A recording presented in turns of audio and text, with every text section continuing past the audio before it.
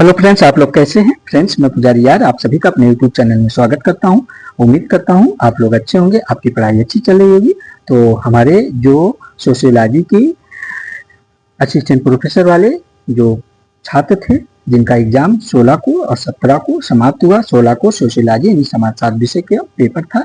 आप लोग कमेंट करके जरूर बताइएगा कि आपका परीक्षा कैसा हुआ, पेपर कैसा हुआ और इस क्लास से आपको कितना सहयोग प्राप्त हुआ। जो आप लोग इस क्लास को जो भी हमारे प्रतियोगी छात्र छात्राएं देखते थे, असिस्टेंट प्रोफेसर वाले बच्चे, वो जरूर ये कमेंट करके बताइएगा। चाहे आप इस चैनल पे ही कमेंट करके बता दीजिएगा, नहीं तो हमारा जो टेलीग्राम लिंक है ऑफिशियल पुजारी, आप लोग जान ही रहे हैं, वहां से जो जुड़े भी हैं, जो ना जुड़े हैं जुड़ जाइएगा। और व्हाट्सएप नंबर आप लोगों को भी जानना है, 9452 735 186 है, यानी कि वो मैं देखिए बीच बीच क्लास में आप लोगों को बताता रहता हूँ व्हाट्सएप नंबर, वहाँ पे आप लोग जुड़ जाइए, वहाँ पे कमेंट करके बताइएगा, अपनी प्रतिक्रिया जरूर दीजिए कि आप लोगों का पेपर कैसा हुआ। ठीक है, और कुछ लोग जो जिनके पास पेपर जो उपलब्ध करा देंगे, तो मैं उस पेपर को आप लोगों का डिस्कस करा दूंगा। ठीक है, तो आई होप आप लोग जो है पेपर अच्छा हुआ होगा, जहाँ तक मुझे उम्मीद है, और आप लोगों को एक सीट अपनी पक्की कर लिए होंगे। ठीक है, तो आप सभी के बीच ये जो सोशियोलॉजी यानी समाजशास्त्र क्लास है, और देखिए आप लोगों का यूजीसी नेट जेआरएफ का फॉर्म आ गया है, उस फॉर्म को आप लोग भर दीजिए। ठीक है, क्योंकि आप लोग ये मत इंतजार करिए कि जो है लास्ट डेट अभी तो बहुत है, नहीं, फॉर्म 16 तारीख से शुरू हो गया है और फॉर्म आप लोग भर दीजिए समय पे। ठीक है, और इसमें जो हमारे नए छात्र छात्राएं हैं अपेयरिंग में पीजी के, वो भी फॉर्म डाल सकते हैं, भर दीजिए। आप लोगों को एक बार सुनहरा, ये बहुत सुनहरा अवसर प्राप्त हुआ है इस फॉर्म को, ताकि आप जीवन में टीजीसी नेट, अगर नेट हो गए तो भी ठीक है, और नहीं तो जेआरएफ हो गए तो आप लोगों का बल्ले बल्ले है। ठीक है, तो फॉर्म आप लोग जरूर डालिए। जो हमारे नए छात्र छात्राएं हैं अपेयरिंग वाले बच्चे, अगर आप नेट हो जाते हैं तो आप लोग जान ही रहे हैं, असिस्टेंट प्रोफेसर के लिए आप एलिजिबल हो जाएंगे। जेआरएफ होते हैं तो आपका सोने में सुहागा है, आप 30 से 35 हजार के बीच जो है सैलरी स्कॉलर पाने लगेंगे। और हमारे जितने भी छात्र छात्राएं हैं लगभग सभी लोग मिडिल क्लास से आते हैं, और इकोनॉमिक प्रॉब्लम बहुत अच्छी जो जिनके पास नहीं है वो दूर हो जाती है।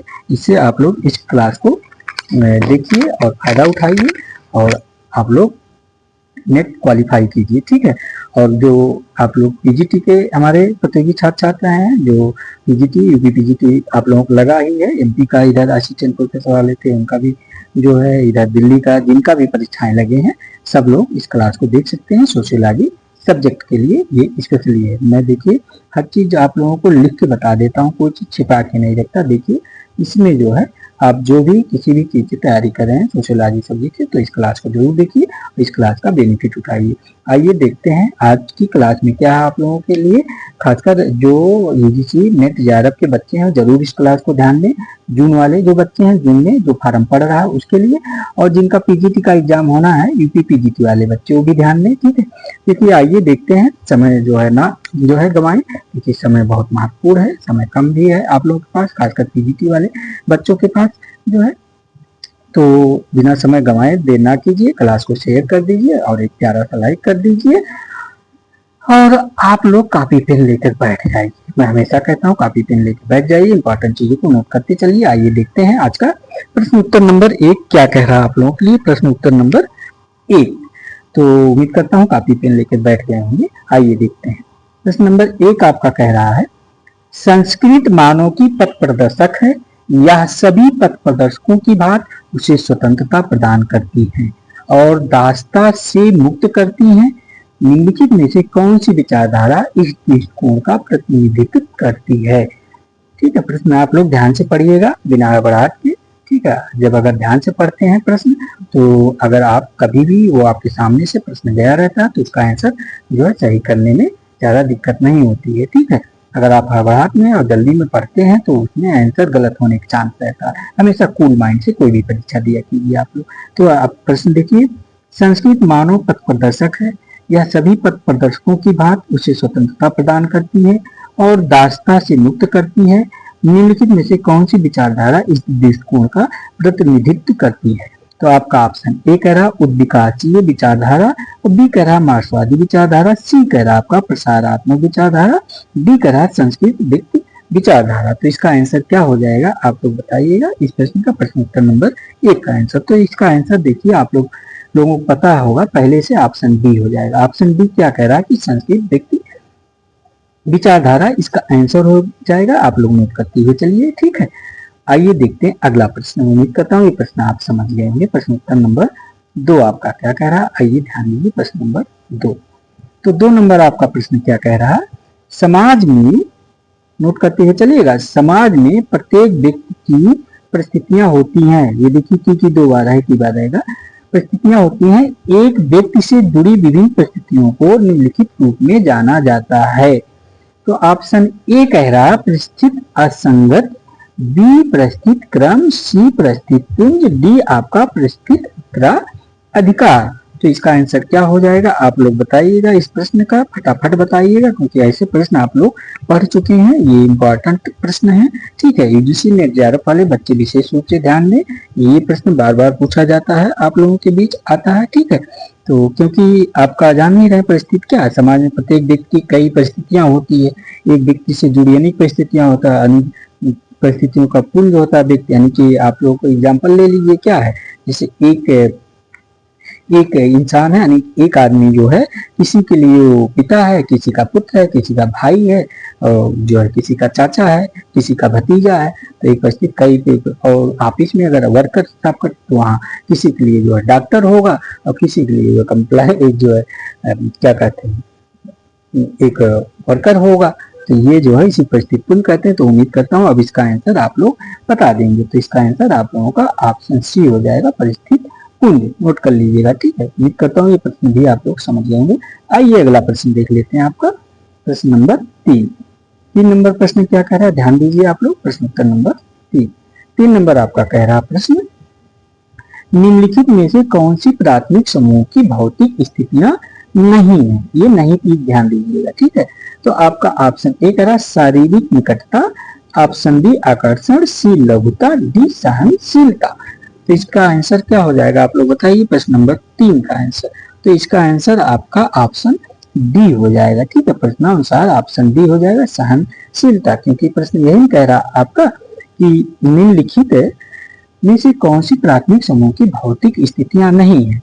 तो ये डी आपका नहीं, क्योंकि शारीरिक निकटता जो और लघुता और सहनशीलता है, ये प्राथमिक समूह की भौतिक स्थितियां हैं, ठीक है। और प्राथमिक समूह में ही व्यक्ति की मनोवृत्तियां, आदतें, सामंजस्य, इच्छा तथा उसका आत्म दृष्टिकोण, मनोभावी आदि की नींव रखी जाती है। तो ये सामाजिक आदर्शों को जन्म स्थल के रूप में जानी जाती है, ठीक है। तो इस आपका शारीरिक निकटता हो जाएगा, आकर्षण हो जाएगा, लघुता हो जाएगा, ऑप्शन डी इसका सहनशीलता नहीं है। तो उम्मीद करता हूँ ये प्रश्न समझ गए होंगे। अगला प्रश्न देख लेते हैं आप। आइए देखते हैं प्रश्न उत्तर नंबर 4 आपका क्या कह रहा है। प्रश्न उत्तर नंबर 4 आपका कह रहा है, ध्यान दीजिएगा आप लोग प्रश्न नंबर 4 को। 4 नंबर कह रहा है आपका, निम्नलिखित में से कौन सा प्राथमिक समूह नहीं है, क्या नहीं है, प्राथमिक समूह। तो स्काउट, बी साथी समूह, सी विद्यार्थियों की कक्षा, डी परिवार। तो ध्यान दीजिए कौन सा प्राथमिक समूह नहीं है ये पूछ रहा है, प्रश्न उत्तर नंबर 4 कह रहा है। तो इसका आंसर आप सभी को पता होगा, आपका जो है ऑप्शन ए हो जाएगा ना, स्काउट। ये जो है आपका प्राथमिक समूह नहीं है। नोट कर लीजिएगा क्या नहीं है, स्काउट।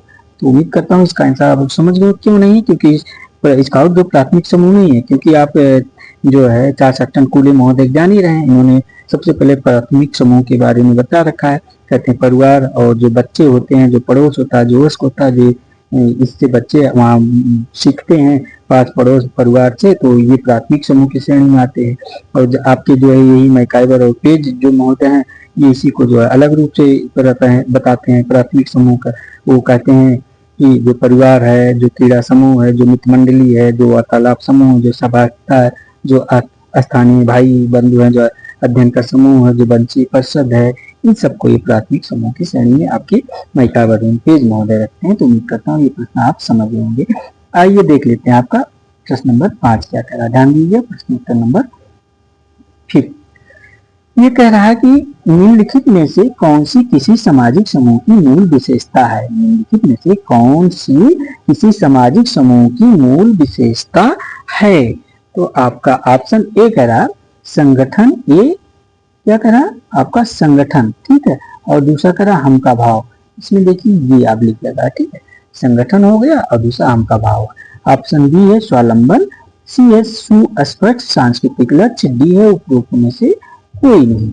तो इसका आंसर आप लोग बताइए, निम्नलिखित में से कौन सी किसी सामाजिक समूह की मूल विशेषता है। मूल विशेषता पूछ रहा है तो आपका देखिए मूल विशेषता तो आपका यही हो जाएगा मेरे ख्याल से, ऑप्शन ए संगठन और आम का भाव जो है पाया जाता है जो सामाजिक समूह की मूल विशेषता का है।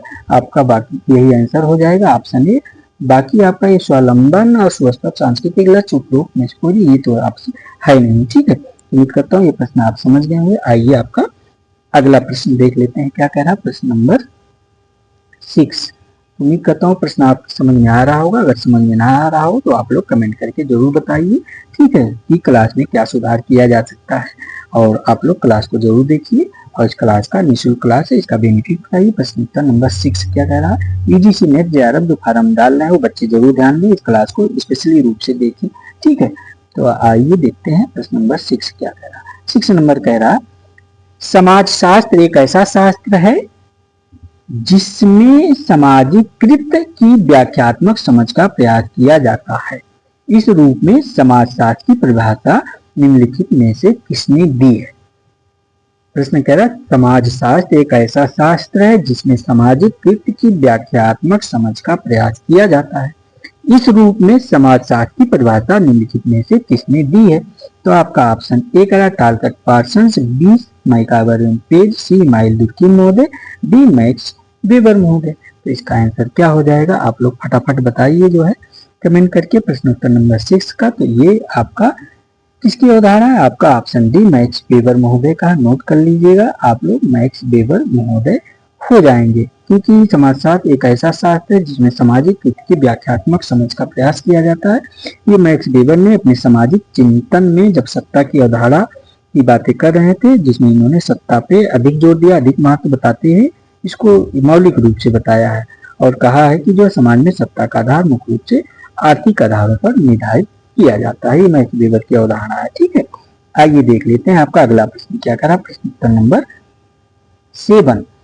7 नंबर प्रश्न क्या कह रहा है आप लोग ध्यान दीजिए। प्रश्न उत्तर नंबर 7 कह रहा है आपका 7 नंबर प्रश्न, समाजशास्त्रीय कल्पना शब्दावली निम्नलिखित में से किसने बनाई है। ये समाजशास्त्रीय जो कल्पना शब्दावली है ना, इसको किसने बनाई है कह रहा है, तो आप लोग बताइए। तो आपका ऑप्शन ए कह रहा उद्विकासीय विचारधारा, बी कह रहा मार्क्सवादी विचारधारा, सी कह रहा प्रसारात्मक विचारधारा, डी कह रहा संस्कृत व्यक्ति विचारधारा। तो प्रश्न नंबर 7 का आंसर क्या हो जाएगा आप लोग बताइए। तो इसका आंसर देखिए, जो समाजशास्त्रीय कल्पना शब्दावली निम्नलिखित में से किसने बनाई थी या बनाई है, तो आपके CW मिर्च महोदय।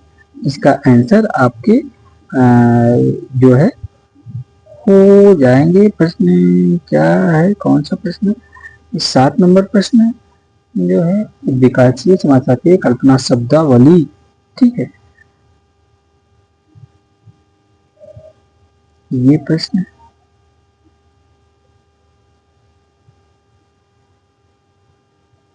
ये देखिए ऑप्शन पूरे ऑप्शन गलत हो गए हैं। ठीक है, आप लोग ध्यान समाजशास्त्रीय कल्पना शब्दावली निम्नलिखित में से किसने बनाई थी। तो ये आपके ये तो जो है अवधारणा हो गए, जबकि यहाँ समाजशास्त्रियों के नाम होने चाहिए। तो ये आप लोग नोट कर लीजिएगा, ये जो समाजशास्त्रीय कल्पना शब्दावली निम्नलिखित में से किसने बनाई थी, ये CW मिर्च महोदय की है। ठीक है, आप लोग नोट कर लीजिएगा, देखिए CW ठीक है मिर्च महोदय की है। आप लोग ध्यान दीजिएगा मिर्च महोदय। ठीक है, इस पे थोड़ा लिख से नहीं बनता, आप लोग ध्यान दीजिएगा मिर्च महोदय की ये है। ठीक है, समाजशास्त्रीय कल्पना शब्दावली। आप ये गलत है, तो आइए देख लेते हैं अगला प्रश्न। ये जो है टाइप में मिस्टेक हो जाता है फ्रेंड्स, आप लोग ध्यान दीजिएगा, बहुत इसको माइंड मत कीजिएगा। ठीक है, ये टाइप में मिस्टेक है। तो आइए देखते हैं अगला प्रश्न क्या कह रहा है आपका, प्रश्न उत्तर नंबर 8। प्रश्न नंबर 8 आपका क्या कह रहा है, ध्यान दीजिए। प्रश्न उत्तर नंबर 8 कह रहा है निम्नलिखित में से दास कैपिटल पुस्तक के लेखक कौन है। ये जो दास कैपिटल पुस्तक है ना, इसके लेखक कौन है। तो इसका आंसर आप सभी लोग फटाफट देंगे, मुझे पता है। Option A Karl Marx, B Max Weber, C Talcott Parson, D Herbert Spencer. तो जो है दास कैपिटल जो पुस्तक आपका है ये कार्ल मार्क्स का हो जाएगा। ये आप सभी को पता पहले से है। इसमें जो कि ये कार्ल मार्क्स के एक जो आपके बहुत इंपॉर्टेंट थिंकर हैं, यहाँ से प्रश्न बनता है, इसको आप लोग बहुत अच्छे से कार्ल मार्क्स को पढ़ डालिएगा।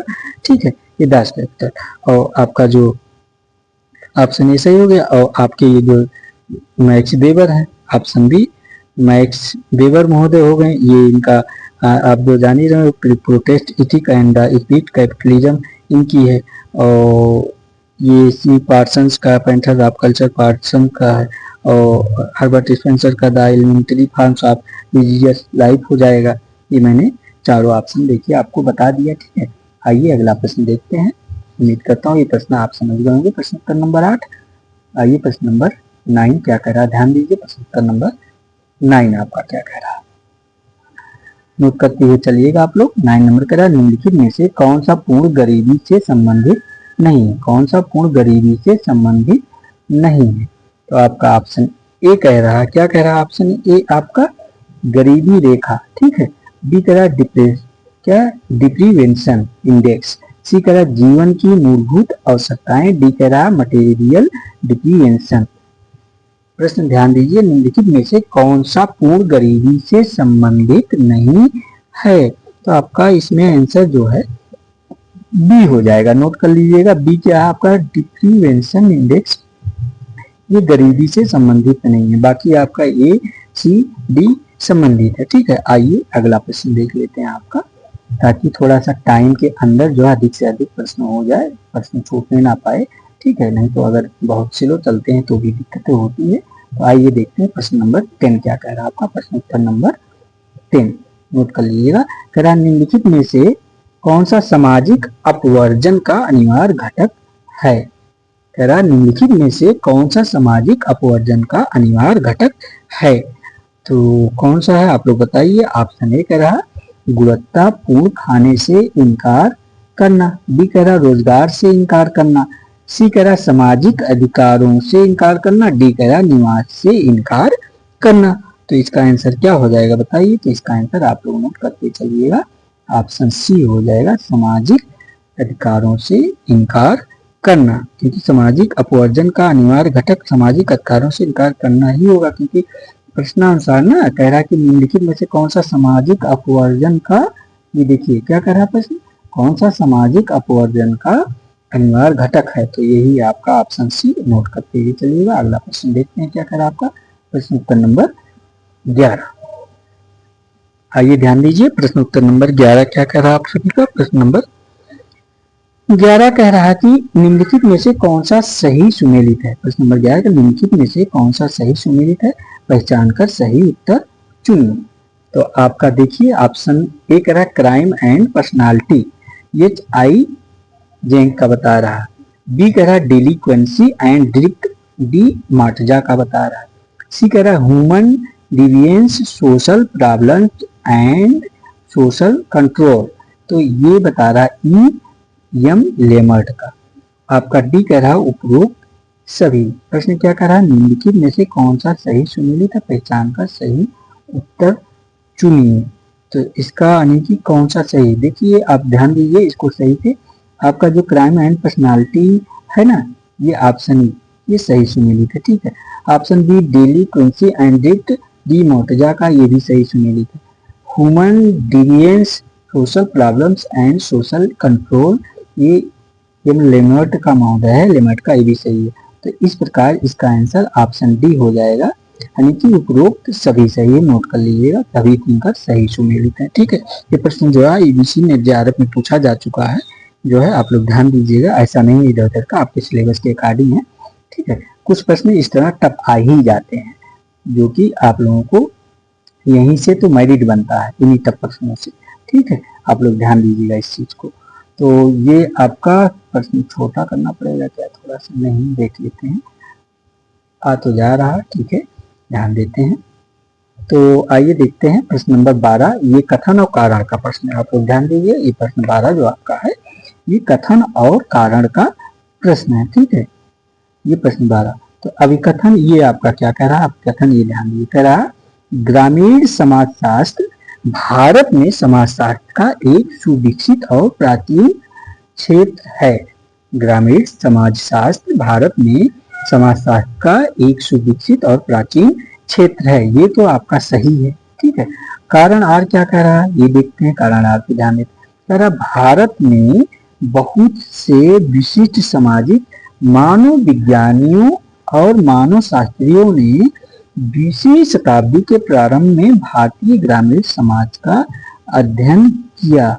कारण आर कह रहा भारत में बहुत से विशिष्ट सामाजिक मानव विज्ञानियों मानव विज्ञानी मानव शास्त्री और समाज शास्त्री यानी 20वीं शताब्दी के शुरुआत में भारतीय ग्रामीण समाज का अध्ययन किया। ये भी सही है, ये यार दोनों सही है। अब ये यार सही व्याख्या करता है एक दूसरे के कि नहीं, ये ध्यान देना पड़ेगा। देखिए ठीक है, बाकी सत्य तो दोनों है आपका।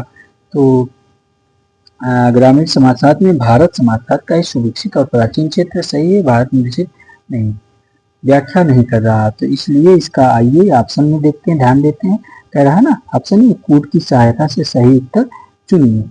ठीक है, यहाँ से कह रहा तो ऑप्शन ए कह रहा ये सत्य किंतु आर असत्य है, बी सत्य ये सत्य आर असत्य है, ऑप्शन बी कह रहा और सी कह रहा ए और आर दोनों सत्य हैं, डी कह रहा ए और आर दोनों असत्य हैं।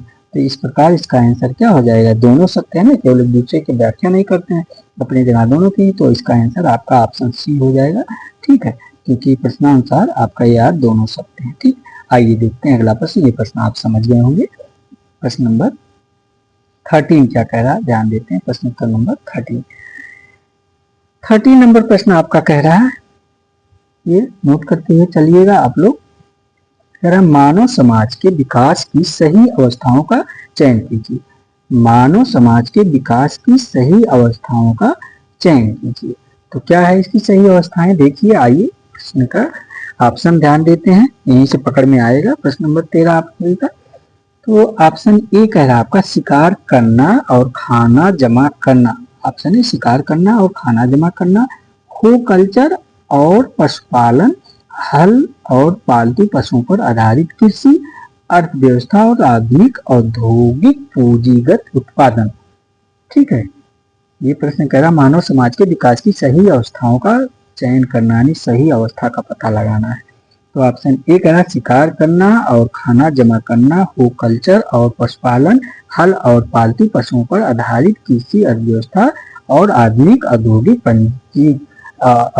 पूंजीगत उत्पादन। ठीक है, ये कह रहा है आपका ऑप्शन। बी कह रहा आपका शिकार करना और खाना जमा करना, कृषि, अर्थव्यवस्था और पशुपालन, आधुनिक औद्योगिक पूंजीवाद। सी कह रहा खाना जमा करना, शिकार करना, पशुपालन, कृषक, यांत्रिक कृषि उत्पादन। डी कह रहा खाना जमा करना, शिकार करना, पशुचारण, बागवानी और कृषि। इसका आंसर क्या हो जाएगा 13 नंबर का। तो इसका आंसर आप लोगों का प्रश्न नंबर 13 का देखिए ऑप्शन ए सही हो जाएगा। ठीक है, अगर आप लोग कायदे से देखेंगे तो समझ जाएंगे, क्योंकि यही आपका जो है क्रम बना पा रहा है, प्रश्नानुसार क्रम आपका यही प्रश्न नंबर ये ऑप्शन ए बना पा रहा है। ठीक है, आप लोग इसको ध्यान देंगे तो खुद ही समझ जाएंगे, इसमें कुछ बताने के उस तरह बच्चा नहीं है। तो आइए देखते हैं अगला प्रश्न क्या कह रहा है। ये प्रश्न जो है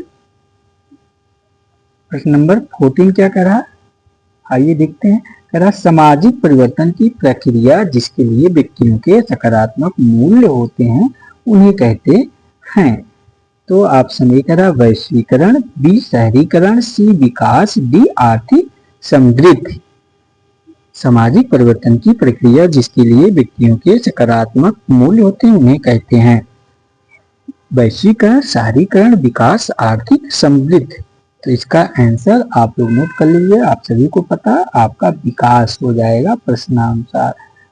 उम्मीद करता हूँ आप लोग समझ रहे होंगे, क्योंकि सामाजिक परिवर्तन की प्रक्रिया जिसके लिए व्यक्तियों के सकारात्मक मूल्य होते हैं उन्हें विकास ही कहा जा सकता है। आइए अगला प्रश्न देखते हैं। उम्मीद करता हूँ प्रश्न आप लोग समझ रहे होंगे। ठीक है, और एग्जाम के दृष्टि से सभी के सभी प्रश्न इंपॉर्टेंट है, आप लोग इस चीज को ध्यान दीजिएगा, कंफ्यूज में मत रहिएगा जो है। और सारे प्रश्न परीक्षा में आने की संभावनाएं हैं या परीक्षा में पूछे जा चुके हैं। ठीक है, और आपके सिलेबस के अकॉर्डिंग आप लोग देखिए प्रश्न उत्तर नंबर 15 क्या कह रहा है। आप लोग आइए, कह रहा मोर इक्विलिटी पुस्तक के लेखक कौन है। ये मोर इक्विलिटी पुस्तक है, इसके लेखक कौन है। तो आपका ऑप्शन है Herbert G Gans, option B J C Kincaid, C एकेसेन, डी ए गाज। ये भी प्रश्न आपका जो है यूजीसी ने जेआरएफ में पूछा जा चुका, आप लोग ध्यान दीजिएगा। इसका आपका आंसर ऑप्शन ए हो जाएगा, हर्बर्ट जी गैंस। ठीक है, ऑप्शन ए नोट कर लीजिएगा। मोर इक्वलिटी पुस्तक के लेखक आपके हर्बर्ट जी गैंस महोदय हो जाएंगे। आइए अगला प्रश्न देख लेते हैं, प्रश्न उत्तर नंबर 16। ठीक है, प्रश्न उत्तर नंबर 16 ध्यान दीजिएगा। प्रश्न उत्तर नंबर 16 आप लोग 16 नंबर प्रश्न कह रहा आपका, ये कथन और कारण का 16 नंबर प्रश्न। अब कथन है, क्या कह रहा है आपका अभिकथन है, ध्यान दीजिए। कह रहा है दुखीन के अनुसार शिक्षा समाज में उसके सदस्यों के बीच एकरूपता को सतत और प्रतिबलित करती है। आपका अभिकथन ये कह रहा है। ठीक है, और प्रकार क्या कह रहा है, ध्यान दीजिए। विचारधारा व्यक्ति और समाज के बीच संपर्क स्थापित करती हुए समाज के मापदंडों और मूल्यों को स्थापित करती है। तो ये कूट की सहायता से इसका आंसर देना है, क्योंकि ये कथन क्या कह रहा है, ध्यान दुखीन के अनुसार शिक्षा समाज में उसके सदस्यों के बीच एकरूपता को सतत और प्रतिबलित करती है। और इसका तर्क जो आप दे रहा कह रहा विचारधारा व्यक्ति और समाज के बीच संपर्क स्थापित करती हुई समाज के मापदंडों और मूल्यों को स्थापित करती है। तो कूट के अनुसार इसका आंसर आप सभी को देना है, प्रश्न उत्तर नंबर 16 का आंसर। ठीक है, इसका आंसर क्या हो जाएगा, आप लोग जो है बताइए, कमेंट करके जरूर बताइए। तो इसका आंसर आपका ऑप्शन ए देखिए क्या कह रहा, ये कथन और कारण का प्रश्न है, ध्यान दीजिएगा। ऑप्शन ए कह रहा आपका ए आर दोनों सही है और आर ए की सही व्याख्या करता है। बी कह रहा ए आर दोनों सही है परंतु आर ए की सही व्याख्या नहीं करता। ये नहीं भी ध्यान दिया करें, नहीं तो आंसर गलत मार देंगे। और सी कह रहा ए सही परंतु आर गलत, डी कह रहा ए गलत परंतु आर सही हो जाएगा इसका। तो इसका आंसर आपका ध्यान दीजिए, ए आर दोनों सही है और आर ए की सही व्याख्या है। अगर आप लोग सही से मिलाएंगे तो इसका आंसर स्वयं ही सही कर देंगे, गलत करेंगे नहीं। ठीक है, तो ऑप्शन ही इसका सही आंसर हो जाएगा, नोट कर लीजिएगा। क्योंकि दुखीन के अनुसार शिक्षा समाज में उसके सदस्यों के बीच एकरूपता को सतत और प्रतिबिंबित करती है, एकदम सही बात है। विचारधारा व्यक्ति और समाज के बीच संपर्क स्थापित करती है, समाज के मापदंडों और मूल्यों को स्थापित करती है, ये भी सही। इस प्रकार ये दोनों सही, आर ए की सही व्याख्या है। ठीक है, आइए आपका अगला प्रश्न देख लेते हैं, क्या कर रहा प्रश्न उत्तर नंबर 17 नोट कर लीजिए। प्रश्न उत्तर नंबर 17 क्या कह रहा है, 17 कह रहा है निम्नलिखित में से द पॉलिटिक्स ऑफ फैमिली पुस्तक किसकी है। ठीक है, ये द पॉलिटिक्स ऑफ फैमिली पुस्तक किस थिंकर की बताइए आप लोग। Option A Ivan Illich, B S Bowles और एच गिटिंस, option C R D Laing, D है एम बर्लेट और एम मैकिन्टोश। तो इसका आंसर क्या हो जाएगा, आप लोग बताइए। ये प्रश्न जो है आपका यूजीसी नेट जेआरएफ में भी पूछा जा चुका है, प्रश्न नंबर 17। ठीक है, तो इसका आंसर आप लोग बताइए। इसका आंसर आपका ऑप्शन सी हो जाएगा। ठीक है, ध्यान दीजिए, option C R D land, क्योंकि द पॉलिटिक्स ऑफ हिंदी पुस्तक को पूछ रहा है, तो ये आपके ये हो जाएंगे। ठीक है, और आपका ये जो ए है, ठीक है, इवान इलिच, आपका ऑप्शन ए जो है ये इवान इलिच की पुस्तक है। क्या है इनका, इवान इलिच की डी स्कूलिंग सोसाइटी पुस्तक है इनका, नोट कर लीजिएगा आप लोग। ठीक है, क्या पुस्तक है इनकी, द स्कूलिंग सोसाइटी। और आपका जो डी है आपके डी एम बर्लेट और एम मैक्राइटिस, इनकी जो पुस्तक है आपका, नोट कर लीजिएगा, एंटी सोशल फैमिली। ठीक है, ये एंटी सोशल फैमिली इनकी पुस्तक ये हो जाएगी, एम बर्लेट और एम मैक्राइटिस, एंटी सोशल फैमिली। ठीक है, इसको नोट कर लीजिएगा आप लोग। और आपका जो ये बी हो जाएगा, ये बी एम बाल्स एच गिटेंस। ठीक है, इनकी पुस्तक कौन सी हो जाएगी, इनकी पुस्तक है एस बाल्स एंड एच यानी कि गिटेंस। तो इनकी पुस्तक आपका स्कूलिंग इन कैपिटलिस्ट अमेरिका। ठीक है, इनकी जो है schooling in capitalist America S Bowles और एच गिटेंस की है। तो उम्मीद करता हूँ ये प्रश्न आप लोग मिला लिए होंगे। प्रश्न नंबर 17 सही हो जाएगा। अगर कोई कंफ्यूजन हो तो आप लोग कमेंट करके बताइएगा, तो हम कंफ्यूजन को दूर कराने की कोशिश करेंगे आप सभी का, ताकि आप लोग कंफ्यूजन ना रहे। और कंफ्यूजन रहेगा तो परीक्षाओं में आपको दिक्कत प्राप्त करेगा, तो इसलिए कंफ्यूजन ना हो। ठीक है, प्रश्न नंबर 18 क्या कह रहा है, आइए ध्यान देते हैं। प्रश्न उत्तर नंबर 18 आप लोग नोट करते चलिए। कह रहा है निम्नलिखित में से सही विकल्प का चयन कर उत्तर दें, निम्नलिखित में से सही विकल्प का चयन कर उत्तर दें। तो ये देखिए आपका यानी कि मिलान का क्वेश्चन है, यहाँ ध्यान दीजिए, मिलान बीच बीच में आपका लगा है, ठीक है। ये तो आपका ऑप्शन ए कह रहा है ये चर्च, ठीक है। चर्च चर्च क्या कह रहा है, प्रयागराज के निकट संबंध रखता है और धार्मिक सच्चाई पर तत्काल दावा करता है, ये चर्च की बात हो गई। बी पंथ क्या कह रहा है, कम रूढ़वादी होता है और निम्न वर्ग से संबंध रखता है, ये पंथ के बारे में बात कर रहा है। और संप्रदाय क्या कह रहा है ऑप्शन सी, कि सामान्यता रूढ़वादी होता है लेकिन राज्य से निकट संबंध नहीं होता है। ऑप्शन डी कह रहा है उपरोक्त सभी। तो इसका आंसर क्या हो जाएगा प्रश्न उत्तर नंबर 18 का, तो इसका आंसर देखिए ऑप्शन डी हो जाएगा, उपरोक्त सभी हो जाएगा इसका आंसर, ठीक है। यानी कि सभी जो है आंसर इसका सही है। ऑप्शन डी नोट कर लीजिए, सभी आंसर सही है। जो आपका सुमेलित है ये प्रश्न आपका, चर्च प्रयागराज से निकट संबंध रखता है और धार्मिक सच्चाई पर तत्काल दावा करता है, ठीक है। ये सही है आपका, ये जो आपका सही है ऑप्शन है, नोट कर लीजिएगा। और बी भी आपका इसलिए सही हो जा रहा है, बी भी आपका पंथ जो होता है कम रूढ़वादी होता है और निम्न वर्ग में से संबंध रखता है, ये भी सही है। ऑप्शन सी भी सही है, संप्रदाय जो क्या है सामान्यता रूढ़वादी होता है लेकिन राज्य से निकट संबंध नहीं होता है। तो इस प्रकार ऑप्शन डी इसका सही आंसर हो जाएगा। उम्मीद करता हूँ प्रश्न नंबर 18 आप सबके समझ में आ गया होगा। आइए प्रश्न नंबर 19 देखते हैं क्या कह रहा है प्रश्न नंबर 19। ध्यान दीजिए प्रश्न उत्तर नंबर 19 क्या कह रहा है आप लोगों का। 19 कह रहा है सत्य के परिवर्तनशील जोड़ की संकल्पना इस धारणा पर आधारित है कि, नोट कर लीजिएगा आप लोग, सत्य के परिवर्तनशील जोड़ की संकल्पना इस धारणा पर आधारित है कि। ऑप्शन ए कह रहा है, मिलान करिए, मूल्य सामंजस्य समाज के लिए अनिवार्य है। बी कह रहा मूल्य विरोध समाज के लिए अनिवार्य है। देखिए ऑप्शन ए कह रहा मूल्य सामंजस्य की बात कर रहा है, ये भी मूल्य विरोध की बात कर रहा है, ध्यान देते चलिएगा। सी कह रहा मूल्य तटस्थता समाज के लिए अनिवार्य है, यानी अस्थायी तटस्थ है, ना तो कम ना ज्यादा। तो ऑप्शन डी कह रहा मूल्य समाज के लिए अनिवार्य है, ये कह रहा मूल्य समाज के लिए अनिवार्य है, डी कह रहा। तो इसका आंसर क्या हो जाएगा आप लोग बताइए, जो है इसका आंसर नोट कर लीजिएगा, मूल्य सामंजस्य समाज के लिए अनिवार्य होता है, ठीक है। तो इस प्रकार इसका आंसर आपका ऑप्शन ए हो जाएगा। अगर आप लोग ध्यान देंगे तो खुद ही प्रश्न को गलत आंसर नहीं करेंगे, ठीक है आपका। तो आइए देखते हैं अगला प्रश्न क्या कह रहा है, प्रश्न नंबर 20। आइए ध्यान दीजिए आप लोग, प्रश्न नंबर 20 क्या कह रहा है इस प्रश्न को, क्योंकि प्रश्न हर एक प्रश्न जो है ये परीक्षा में पूछे गए हैं और पूछे जाने की संभावना है, ठीक है। और कई एग्जाम में पूछे गए, ऐसा नहीं किसी एक विशेष एग्जाम में पूछा गया। सोशियोलॉजी से जो आप लोग तैयारी कर रहे हैं, समाजशास्त्र की जो है जितने प्रश्न है, अगर आप लोग प्रैक्टिस सेट 11 साल पढ़ते होंगे तो ये प्रश्न आप सभी को मिलते होंगे। ऐसा नहीं है जो कि मैं कोई नया प्रश्न लेकर आया हूँ यहाँ पर, ठीक है। और यूजीसी नेट जेआरएफ वाले में जो प्रतियोगी छात्र छात्राएं हैं जो तैयारी में लगने वाले हैं अपेयरिंग के और जो लगे हुए हैं, इन प्रश्नों को जरूर विशेष रूप से ध्यान देना है, बार बार कह रहा हूँ, ठीक है। और पीजीटी का जिनका एग्जाम है वो तो ध्यान देंगे ही, इसमें जो थिंकर राइटर वगैरह है उनकी जो पुस्तक वगैरह है, क्योंकि वहाँ एक एक प्रश्न से जो है मेरिट बनती है। आप लोग ध्यान दीजिए इस चीज को। प्रश्न नंबर 20 क्या कह रहा है, आइए देखते हैं प्रश्न का नंबर 20 नंबर प्रश्न कह रहा है राज्य यह सुनिश्चित करते हैं कि विभिन्न समूहों के बीच, क्या कह रहा है, राज्य यह सुनिश्चित करते हुए विभिन्न समूहों के बीच संतुलन बनाए रखता है कि सरकारी नीति पर उन सबका कुछ प्रभाव होता है जो निम्नलिखित में सर्वोत्तम स्पष्टता से दिखाई देता है।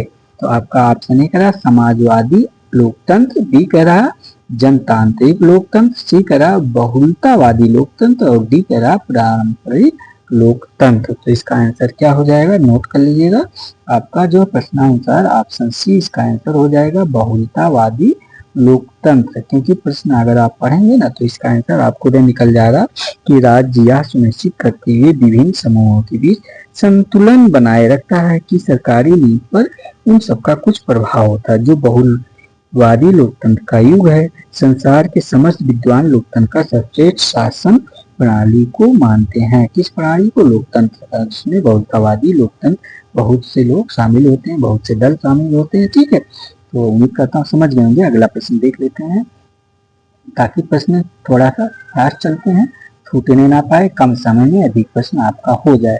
नहीं तो कुछ लोग मेरे ऊपर आरोप लगाते हैं कि सर टाइम बहुत लेते हैं, प्रश्न कम कराते हैं, इसलिए मैं थोड़ा सा एक्सप्लेन कम कर रहा हूँ और बताते हुए चल रहा हूँ, लेकिन जो आवश्यकता जिसकी है उसको मैं एक्सप्लेन कर दे रहा हूँ, तो आप लोग ध्यान दीजिएगा इस चीज को। आइए प्रश्न नंबर 21 देख लेते हैं। 21 कह रहा है, निम्नलिखित में से शासी वर्ग की अवधारणा किस विद्वान की है, यानी शासक वर्ग की अवधारणा किस विद्वान ने दे रखा है। तो आपका ऑप्शन ही करा विल्फ्रेड प्लेटो। इसका आंसर आप लोग गलत नहीं करेंगे, मुझे जहां तक उम्मीद है। ऑप्शन बी करा G Mosca, C R Michels, D आपका S Lukes. Option D S Lukes है। तो इसका आंसर क्या हो जाएगा 21 प्रश्न का, आप लोग बताइए। तो इसका आंसर देखिए, आप लोग ध्यान दीजिएगा, ऑप्शन बी हो जाएगा। ठीक है, ये जो अवधारणा आपका शासी वर्ग की अवधारणा के विद्वान की है, तो ऑप्शन ये बी जी मोस्का का है, नोट कर लीजिएगा आप लोग। ठीक है, जी मोस्का का। और आपकी जो ये क्या नाम है इनका, ऑप्शन ए विल्फ्रेड प्लेटो।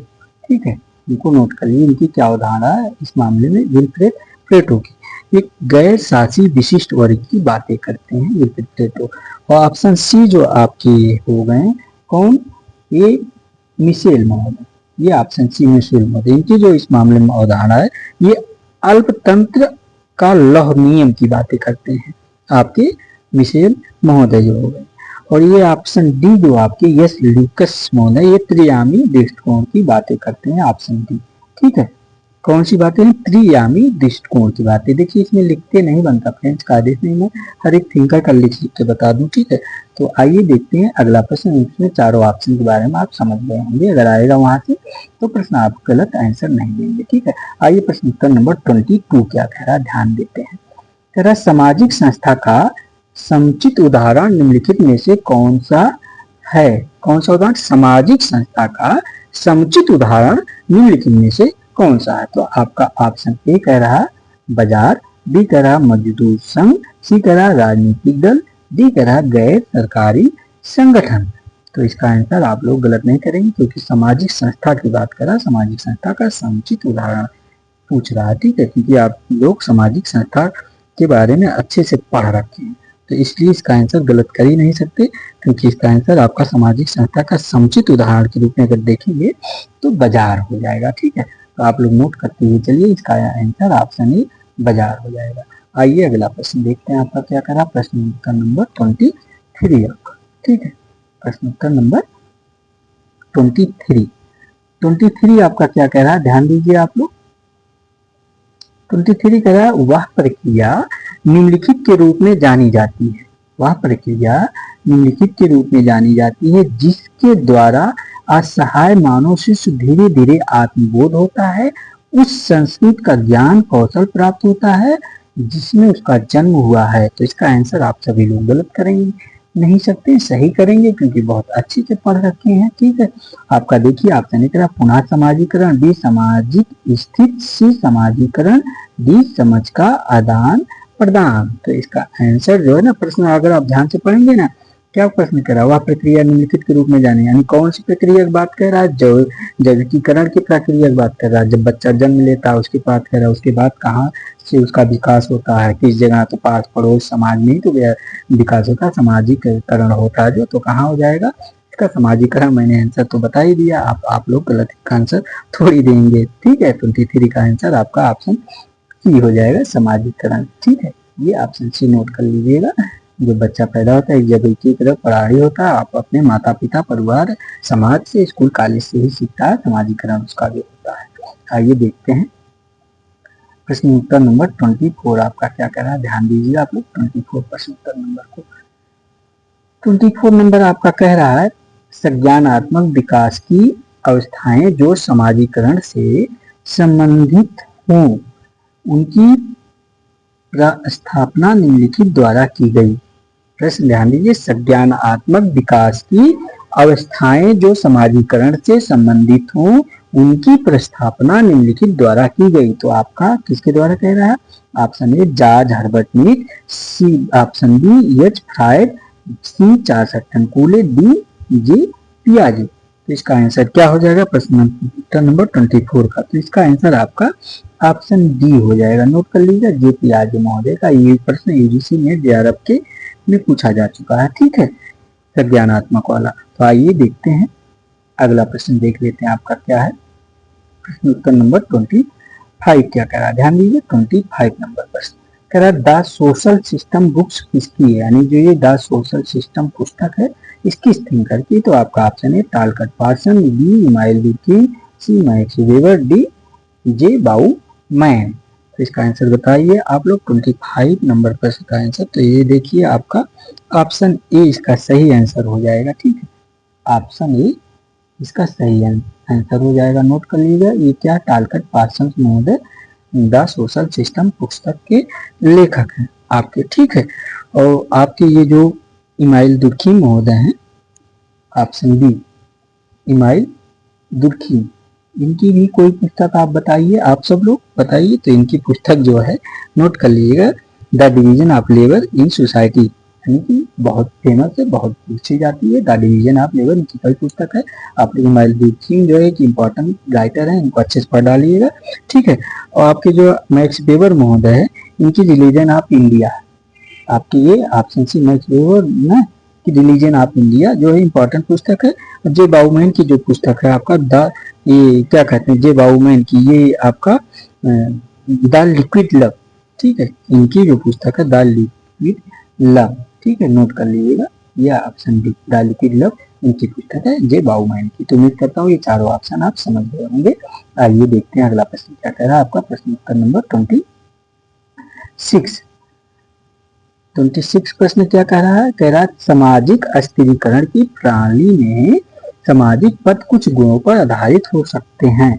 सामाजिक स्थिरीकरण की प्रणाली में सामाजिक पद कुछ गुणों पर आधारित हो सकते हैं, जैसे आपका ऑप्शन ए कह रहा है वंशानुगत हूं या सामाजिक रूप से निर्मित हूं, बी कह रहा है आरोपित हूं या अधिगृहित हूं, सी कह रहा है आपका अधिगृहित हूं या सामाजिक रूप से निर्मित हूं, डी कह रहा है आरोपित अधिगृहित या निर्मित हूं। तो इसका आंसर क्या हो जाएगा 26 का, आप लोग बताइए। तो इसका आंसर आपका ऑप्शन डी हो जाएगा, आरोपित अधिगृहित या निर्मित हो। आप लोग नोट कर लीजिएगा, आरोपित अधिगृहित या निर्मित हो, ऑप्शन डी इसका सही आंसर हो जाएगा। ठीक है, आइए अगला प्रश्न देख लेते हैं आपका फटाफट जो है। प्रश्न उत्तर नंबर 27 क्या कह रहा है, 27 नंबर प्रश्न नोट करते हुए चलिए। कह रहा है निम्नलिखित की सामाजिक स्थिति, निम्नलिखित की सामाजिक स्थिति। तो आपका ऑप्शन ए कह रहा है, नोट करिए, जाति लिंग और निर्जातीय समूह की जैकीय निर्धारित है। ये कह रहा है जाति लिंग और निर्जातीय समूह जैकीय निर्धारित है। बी कह रहा है जाति जैकीय स्थित लेकिन लिंग और निर्जातीय समूह आर्थिक निर्धारित है। सी कह रहा है लिंग जैकीय स्थित जबकि जात और निर्जातीय समूह सांस्कृतिक निर्धारित है। डी कह रहा है जाति लिंग और निर्जात समूह सांस्कृतिक निर्धारित है। तो सांस्कृतिक तो शामिल है, तो किसमें सांस्कृतिक रूप से, इसका आंसर क्या हो जाएगा आप लोग बताइए। पकड़िए जो है आंसर की, इसको ढूंढिए। इसका आंसर देखिए ना, कह रहा है जात लिंग निर्जात समूह सांस्कृतिक निर्धारित है। सांस्कृतिक के हिसाब से ही जाति आपका निर्धारित होता, लिंग निर्धारित होता, निर्जातीय समूह सांस्कृतिक, इसलिए इसका ऑप्शन आपका डी हो जाएगा। आप लोग सही से देखिएगा। ठीक है, तो आप इसका आंसर समझ जाएंगे, इसमें बहुत कुछ बचाने की है नहीं। आइए अगला प्रश्न देखते हैं, वरना टाइम थोड़ा ज्यादा हो जाएगा। ठीक है, आइए 28 प्रश्न देखते हैं। तो आप लोग आरोपित करते हैं कि आप समय ज्यादा लेते हैं सर, प्रश्न कम कराते हैं। तो आइए 28 देख लेते हैं। आपका प्रश्न नंबर 28 आपका क्या कह रहा है। 28 कह रहा है कार्ल मार्क्स और डेहरनडार्फ के अनुसार एक सामाजिक समूह की असमान वर्ग स्थिति का निर्धारण निम्नलिखित में से किस रूप और सीमा तक किया जाता है जिस पर उसका नियंत्रण होता है। प्रश्न ध्यान दीजिए, कार्ल मार्क्स और डेहरनडार्फ के अनुसार दो थिंकर हैं जिनके अनुसार पूछ रहा है कि एक, देखिए यहाँ देखिए, एक सामाजिक समूह की असमान वर्ग स्थिति का निर्धारण जबकि निम्नलिखित में से किस रूप और सीमा तक किया जाता है उसका नियंत्रण होता है। ठीक है, तो आपका ऑप्शन ए कह रहा क्रमशः आर्थिक और सांस्कृतिक संसाधन, बी कह रहा कर्मशास्त्र सांस्कृतिक और आर्थिक संसाधन, सी कह रहा कर्मशास्त्र आर्थिक और राजनीतिक संसाधन, डी कह रहा कर्मशास्त्र राजनीतिक और सांस्कृतिक संसाधन। ठीक है, तो इसका आंसर क्या हो जाएगा? तो इसका आंसर आप लोग नोट कर लीजिएगा, देखिए ऑप्शन सी हो जाएगा प्रश्नानुसार, कर्मशास्त्र आर्थिक और राजनीतिक संसाधन इसका आंसर हो जाएगा। आप लोग नोट कर लीजिएगा, ठीक है, कंफ्यूज मत रहिएगा। ठीक, प्रश्नानुसार कार्ल मार्क्स और डेरेनडार्फ के अनुसार है ये प्रश्न। आइए देखते हैं अगला प्रश्न क्या कह रहा है। प्रश्न नंबर 29, ध्यान दीजिए 29 प्रश्न नंबर क्या कह रहा है निम्नलिखित में से किस समाजशास्त्री ने बाजार और संपत्ति की स्थिति के रूप में सामाजिक वर्गों का विश्लेषण किया है? क्या निम्नलिखित में से किस समाजशास्त्री ने बाजार और संपत्ति की स्थिति के रूप में सामाजिक वर्गों का विश्लेषण किया है? तो option A Max Weber, B Ralph Linton, C Emile Durkheim, D Talcott Parsons महोदय हो जाएंगे। तो इसका आंसर आप लोग बताइए।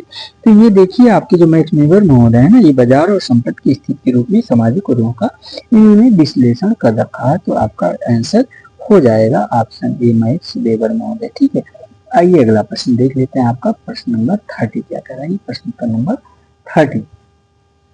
30 नंबर आपका प्रश्न कह रहा है, नोट करते हुए चलिए आप लोग।